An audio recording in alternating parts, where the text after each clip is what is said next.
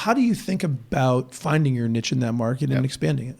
So there's several things that we can do. So as a small, nimble player, we're able to do things that the big guys can't do. So, we're located in Norwalk. Diageo, I think, has moved out of Norwalk recently, but they're located there. So actually, one of my partners comes from Diageo, so I've got a pretty good insight into what they're doing. So they move, slowly, but in a big way. So I can be much more nimble. So a good example is combining hemp seed and alcohol. I don't have $1 billion business, and since cannabis is still federally illegal and alcohol is regulated at the federal level, if I screw up and the federal government decides to take my license away because I got too close to marijuana or whatever, it's not going to be pleasant, but it's not like I destroyed, billions of dollars.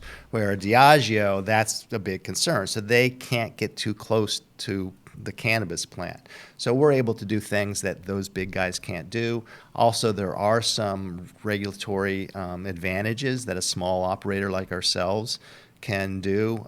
Just real briefly, not to bore everybody with the details, but in alcohol, there's a 3-tiered system, which means that manufacturers can only do that. They have to sell to distributors, and distributors can only distribute, and then you've got the retailers.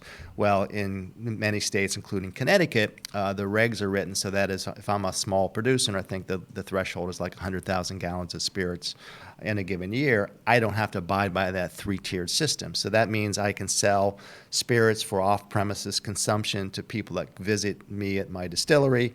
I can self-distribute here in the state. So that allows me to capture a larger portion of the margin that the big guys can't do. So, they might have an advantage from scale. They can drive their better margins from their scale, but I can compete by cutting out that middleman.